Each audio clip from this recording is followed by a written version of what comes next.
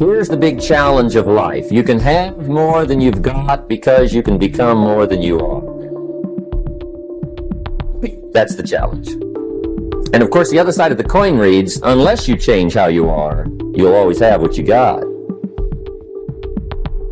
I have found in my experience that income does not far exceed personal development. Now, sometimes income takes a lucky jump, but sure enough, unless you grow out where it is, it'll usually come back where you are. Life has strange ways. If somebody hands you $1 million, best you become a millionaire quickly, so you get to keep the money. Otherwise, sure enough, it'll disappear. Somebody once said, if you took all the money in the world, divided it up equally among everybody, it would soon all be back in the same pockets. Incredible. Success is something you attract, not something you pursue. Success is looking for a good place to stay. So instead of going after it, you work on yourself. Personal development. See, the major question to ask on the job is not what are you getting? The major question to ask on the job is, what are you becoming? See, the big question is not what am I getting paid here? The big question is, what am I becoming here? Because true happiness is not contained in what you get. Happiness is contained in what you become. So that's our major subject for tonight, personal development. Of all the assignments Mr. Schoaf gave me at age 25, this was probably the most difficult. In fact, I'm still working on this one. I think it's an unending challenge to see what you can become. The next subject is called Basic Laws. And it's good to study the basics. And I call these basics primarily because they come from the Bible. Now, I'm not a theologian or a minister, and that'll be apparent.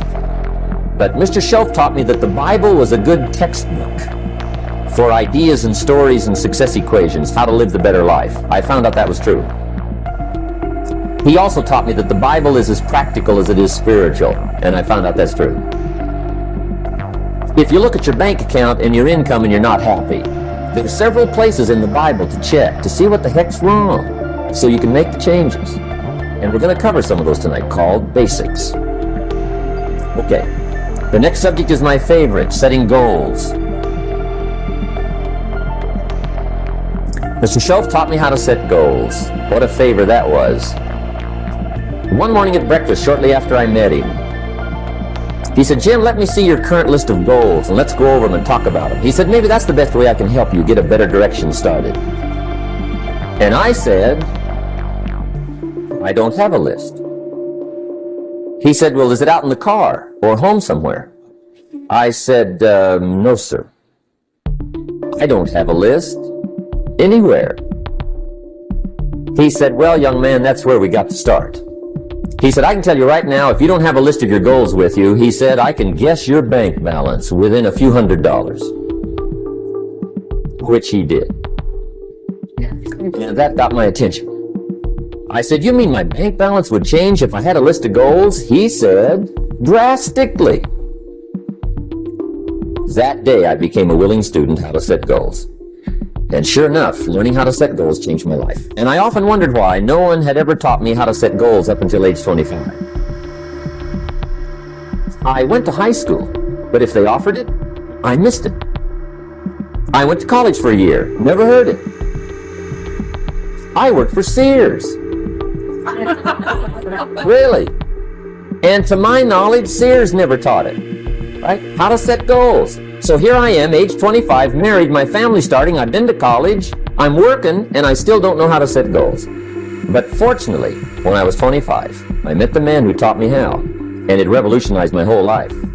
Economically, socially, personally, it's incredible. So I want to share with you tonight what Mr. Schoaf shared with me, how to set goals. It can be a life changer.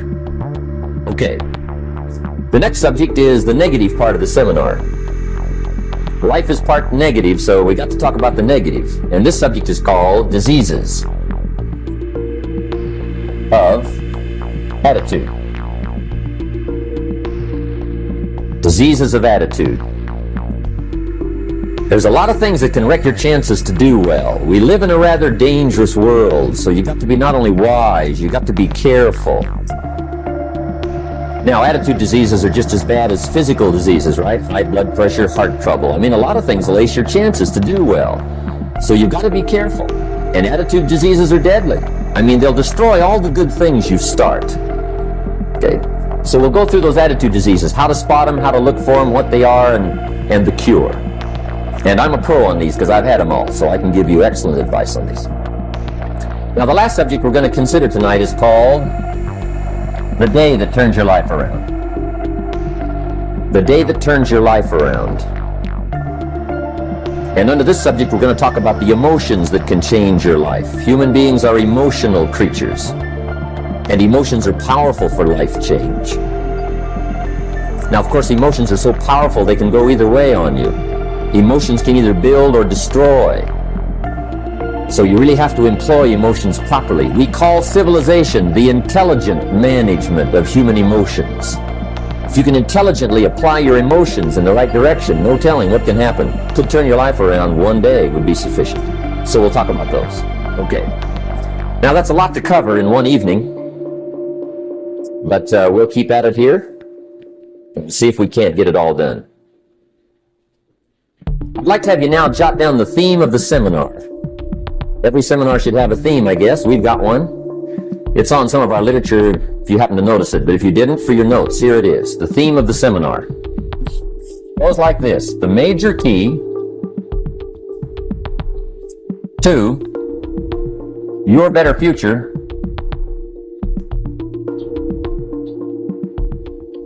is you. That's the theme of our seminar tonight. The major key to your better future is you. And I'd like to have you underline two words just to give it some added punch. Underline the word major and the word you, so that it reads, the major key to your better future is you. Now, my first suggestion is transfer this to a card or something where you can put it up where you can see it every day.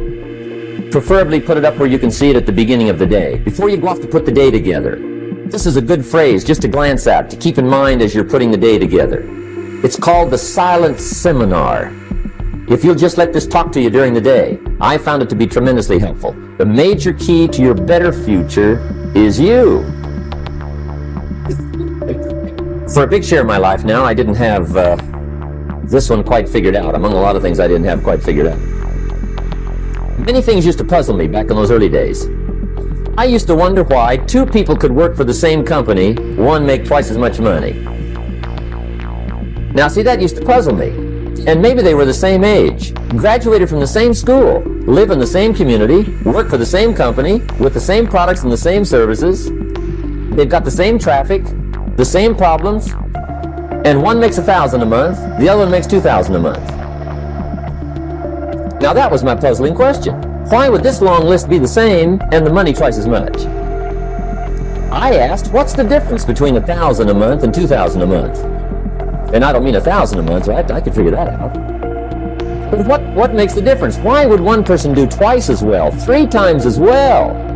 Speaking economically, now I know there's more than one way to do well. I understand that. But in this little narrow area called compensation, what's the difference? Well, back then, with my faulty thinking, I'm trying to reason it out. I thought, well, maybe time makes some of the difference, right? Some people do better because they have more time. I used to say, Harold ought to be able to do well. He's got a lot of time. If I had all of Harold's time, I could do well. Now, that's got to be dumb, right? Number one, you can't get somebody else's time. A guy says to me one time, he says, you know, if I had some extra time, I could make some extra money. I said, then forget it. There isn't any extra time. Hey, when the clock strikes 12 midnight, that about wraps it up, right? I mean, you can look around the gongs there for a little more, but it's over. You say to the guy, what are you doing? He said, I'm looking for extra time. See, they'll come and take you away, right? There isn't any more time. Now, if you can't get more time, which you can't, what could you get more of that would make a difference in economic results? And here's the key word. Make it a part of your notes. We're going to consider it tonight. The word is value. And I have a little phrase for your notes. Value makes the difference in results. Value makes the difference. You can't get more time, but you can create more value. Now here's the first lesson of economics. Everybody should learn it from the time they're old enough to understand what a dollar means, how to earn one, how to get one, how to keep one, what to do with it. First lesson of economics. We primarily get paid for value. That's lesson one. Bringing value to the marketplace, that's how you get paid. You don't get paid for the time. I know it takes time to bring value to the marketplace, but you get paid for the value, not the time. Now, since that's true, here's one of the key questions of the evening. Is it possible to become twice as valuable at the marketplace and make twice as much money in the same time? Could you become 3 times as valuable? Make 3 times as much money in the same time? Is that possible? The answer is yes, if. And it's always if, right? Life is known as the big if. Harry Truman once said, life is iffy. How true. And here's the big if we're going to consider it tonight. It's possible to do much better at the marketplace if you go to work primarily on yourself. And that's the theme of our seminar tonight. Learning to work primarily on yourself. People have asked me for the last 24 years, how do you develop an above-average income? And the answer is, become an above-average person. Develop an above-average handshake. Some people want to be successful, they don't even work on their handshake. As easy as that would be to start on. They let it slide, they don't understand. Develop an above-average smile. Develop an above-average excitement. Develop an above-average interest in other people. Develop an above-average intensity to win. See, that'll change everything. Probably one of the most frustrating experiences in life is looking for an above-average job with above-average pay without becoming an above-average person. It's called frustration.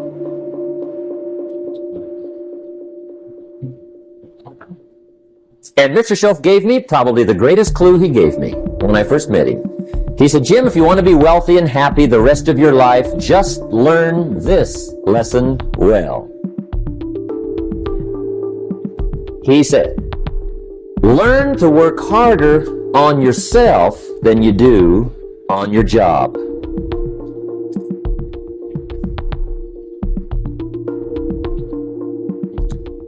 Then Mr. Schoaf gave me probably one of the most important clues among so many things he taught me, but this was in those early days. Mr. Schoaf was very kind, but he was also very abrupt. And he had these interesting questions to ask. I'm giving him a little rundown one day on how things hadn't worked out for me. He said, Mr. Rohn, I've got the answer for you if you will listen carefully. And listen carefully I did that day and for the next 5 years. If somebody's wealthy and happy, you gotta listen. He said, Jim, I've only known you a short time. But he said, it's already my honest opinion that for things to change for you, you've got to change. That wasn't quite the answer I was looking for. But that's the answer he gave me, and I pass it along to you on this warm summer evening in Anaheim, California, in 1981. For things to change for you, you've got to change. Otherwise, it isn't going to change. Before I met Mr. Schoaf, I used to say, I sure hope things will change. Right? That seemed to be my only hope. If it isn't going to change, I'm in serious trouble. And then I discovered it isn't going to change, so I'm in serious trouble.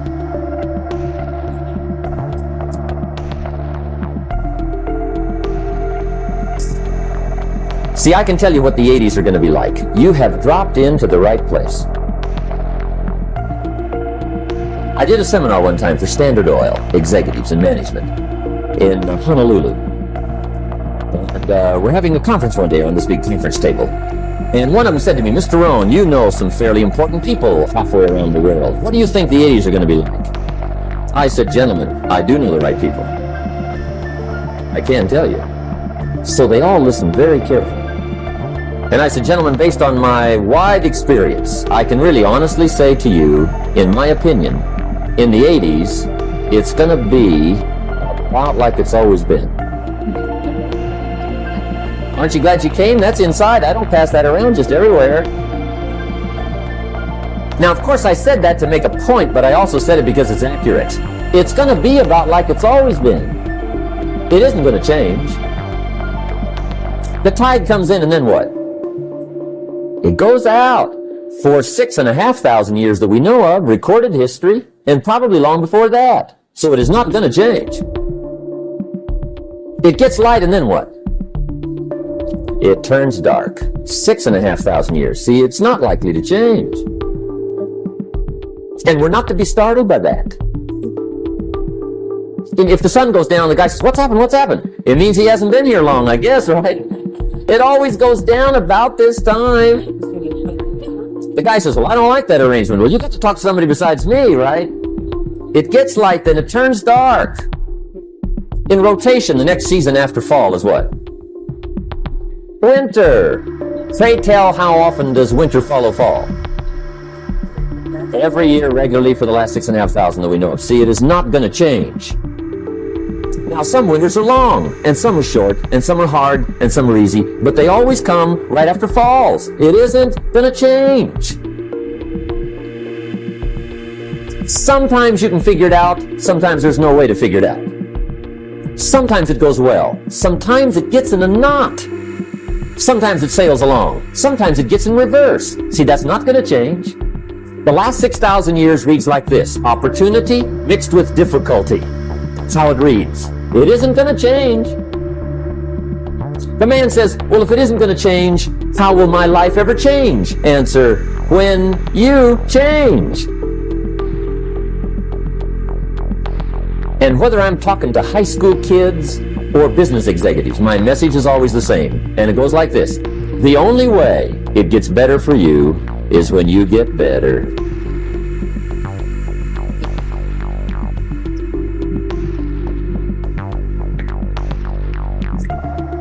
Let me give you the 4 major lessons in life to learn. Here's 4 majors. It's good to study the majors. In our weekend seminar we teach, some people don't do well because they major in minor things. You've got to be on the lookout. At the end of every weekend of every month, you've got to check, make sure you're not spending major time on minor things. Okay, we go through that whole series. Majors and minors. Now, let me give you 2 phrases before we get to the 4 majors. This will set it up and you'll see where I'm going. 2 key phrases for your notes. Here's the first one. Life and business is like the changing seasons. That's the first phrase.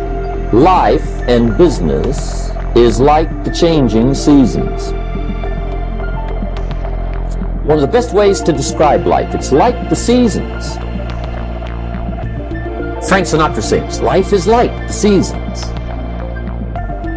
Now here's the second phrase. Very important. You cannot change the seasons, but you can change yourself. You can't change the seasons, but you can change yourself. And see, that's how life gets better for you, not by chance, but by change. Now, here's the 4 major lessons in life to learn.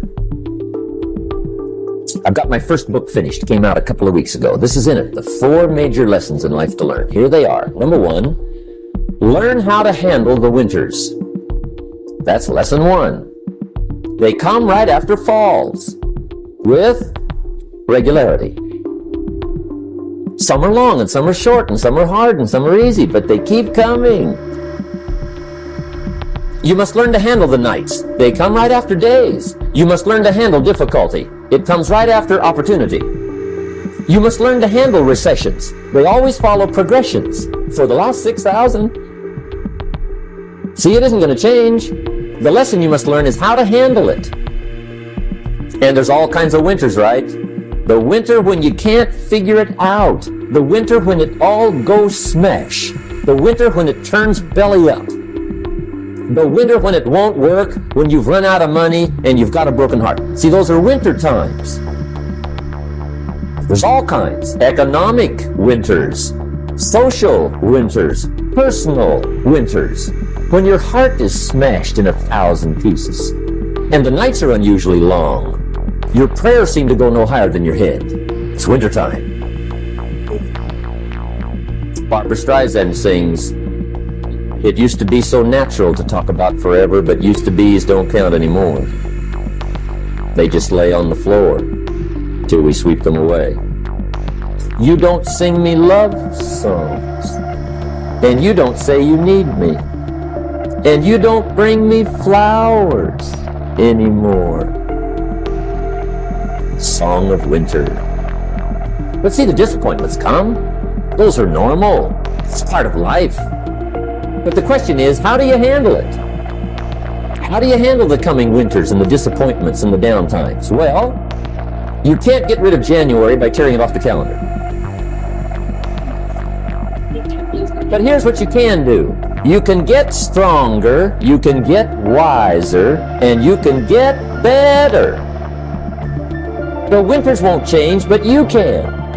And that's how life changes for you. See, before I understood when it was winter, I used to wish it was summer. I didn't understand. When it was hard, I used to wish it was easy. I didn't know. And then Mr. Schoaf gave me a part of his very unique philosophy when he said, "Don't wish it was easier, wish you were better." See, that triggered my whole life change. Don't wish for less problems. Wish for more skills. Don't wish for less challenge. Wish for more wisdom. That's the key. So that's lesson 1. Learn how to handle the winters. Here's lesson 2. Learn how to take advantage of the spring. That's the second one. Spring is called opportunity. And spring follows winter. What a great place for it. If you were going to put it somewhere, that'd be the place to put it, right after winter. And pray tell, how often does spring follow winter? Every year with regularity, 6,000. You can almost count on it. See, opportunity always comes. Days follow nights. Isn't that terrific? Opportunity follows difficulty. But here's what you must learn to do. Underline these 2 words in that key phrase. Take advantage. Underline those 2. You must learn to take advantage of the spring. See, just because spring rolls around is no sign you're going to look good come fall. You gotta do something with it. In fact, you have to get good at one of 2 things in life. Planting in the spring or begging in the fall. Or get somebody to do it for you. See, those are about the only alternatives. Now here's what else you must do. Take advantage of the springs quickly, because there's only a few. Just a handful of springs have been handed to each of us. They don't come forever. Life is fairly brief. So you got to read every book you can get your hands on what to do with your springs while they're here. And take advantage, they soon run out. Beatles wrote, "Life is so short." And for John Lennon, it was extra short. But life is brief. Elton John sings, "She lived her life like a candle in the wind." It's brief. So whatever you're going to do with your life, you got to get at it. Don't just let the springs pass. Here's the third major lesson in life to learn. Learn how to protect your crops all summer. You got to take care of what you start. Sure enough, as soon as you've planted your garden in the spring, the busy bugs and the noxious weeds are out to take it. And here's the next bit of truth. They will take it unless you prevent it. And that's the third major skill to learn. You've got to learn to prevent the intruder from taking all the good you start. It's one of the challenges. Here's two key phrases under number 3. First one, all good will be attacked on this planet. Maybe not the next one we get to, but on this one, all good will be attacked. Every garden will be invaded. Not to think so is naive. And here's the second phrase. All values must be defended. Political values, social values, community values, family values, marriage values, friendship values, business values. Every garden must be tended all summer. Third major lesson. Now here's number 4. Fourth major lesson in life to learn. Learn how to reap in the fall without complaint. Learn to reap come harvest time without complaint. Take full responsibility for what happens to you. It's one of the highest forms of human maturity, accepting full responsibility. It's the day you know you've passed from childhood to adulthood, the day you accept full responsibility. And another note, learn to reap in the fall without apology. Without apology if you do well, and without complaint if you don't. That's maturity. I used to have that long list of reasons why I wasn't doing well. To explain. You've got to explain, right? Otherwise you're going to look bad. I used to have this funny list called Reasons for Not Looking Good.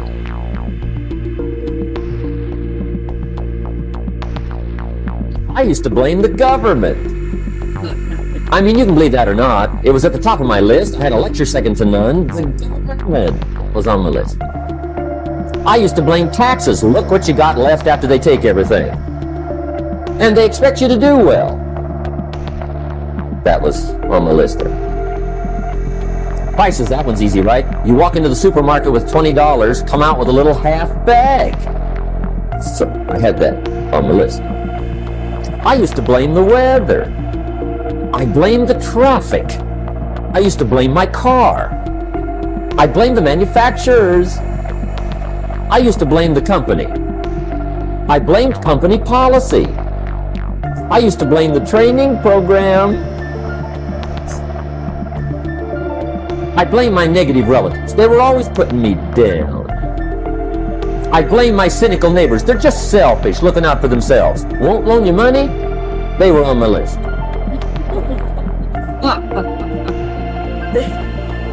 I used to blame the economy. I blamed the community. That's a pretty good list for not doing well, isn't it? I thought it was good. I'll never forget one day. Mr. Schoaf was very kind, but he was also very blunt. And this was no exception. And I'm glad he was blunt. There's a lot of things I'd have missed if he hadn't have been blunt. One day, with sort of a curious look on his face, he said, "Jim, just out of curiosity, tell me, how come you haven't done well up until now?" Excellent question. I thought, well, so I won't look too bad, I'll go through my list. And this list I just gave you, I put that on him. And he was very patient. He let me go through the whole thing, the government, the weather. I went through this whole thing. When I finished, he looked my list over very carefully. He said, "Mr. Rohn, big problem with your list. You ain't on it." How brilliant.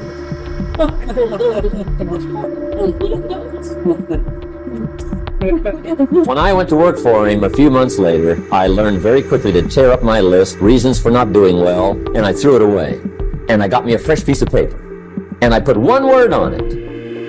Me. There's a Black Heritage spiritual that says, "It's not my mother, nor my father, nor my brother, nor my sister, but it's me, oh Lord, standing in the need of you." See, I used to blame everything outside. And then let me give you a little philosophy that helped turn my life around. For your notes, here it is. It's not what happens that determines the quality or the quantity of your life. It's not what happens. And the reason is because what happens to about everybody. No different. The sun went down on all of us last night. A common event, a happening. And I found out that the same things can happen to two different people. One gets rich and one stays poor. Why is that? It's because it's not what happens, but rather it's what you do that changes everything. So that's a key phrase. It's not what happens, it's what you do. What happens is about the same. You might put that in parentheses here. Same. What people do, that's what's different. Anything can happen, right? Everything can happen. I've heard all the stories. I've been one of the stories. Hey, we could all tell stories all night long, right? Happenings. Anything can happen. Have you heard of Murphy's Laws? Anybody here heard of Murphy's Laws? Hey, most of you have. Murph had these laws. One of them was, if anything can go wrong, it will. That's one of Murphy's Laws. He was not one of the great positive speakers of the day. But anyway, it's still true though, right? Anything can go wrong, everything can go wrong. For sure. I've fallen out of the sky so many times. Once to the tune of a couple of million. Devastating. Took me a while to survive that one. Now, it wasn't all that much, but it was all I had. Right? I mean, that's when it's much, right? When it's all you got. If you got 3, 2 go, you got 1 left, you ain't looking that bad. But when it all goes, has anybody been there when it all went? Anybody? Come on, the rest of you liars. Go ahead. What? Hey, we've all been there, right? When it all went.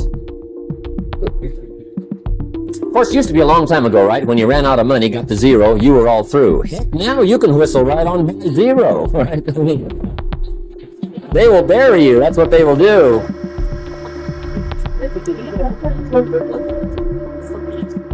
But see, those are the happenings, right? Everything can happen. Anything can happen.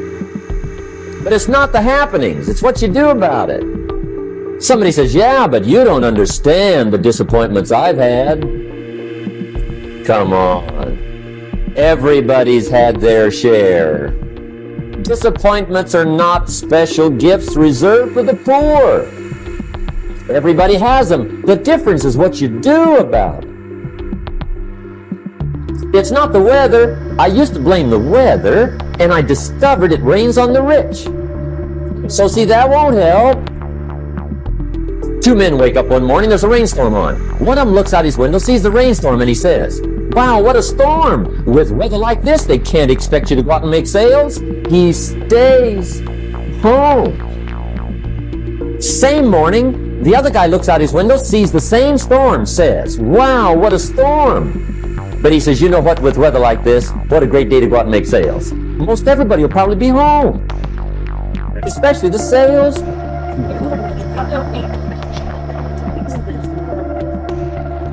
See, that's the difference in how your life works out. It's not what happens, it's what you do. So here's one of the key questions of the evening. Starting tomorrow, what are you going to do that'll make a change in your life's direction? Good question. What are you going to do starting tomorrow that'll make a difference? Now see, if you don't do something starting tomorrow that'll make a difference, guess what? It's gonna be the same. And see, that way you can guess what the next 5 years are going to be like. Look at the last 5. Because the next 5 are going to be like the last 5 unless you, major key, tomorrow, change it all. Or change a little, or change something, or don't change. It's choice time. You can do whatever you want.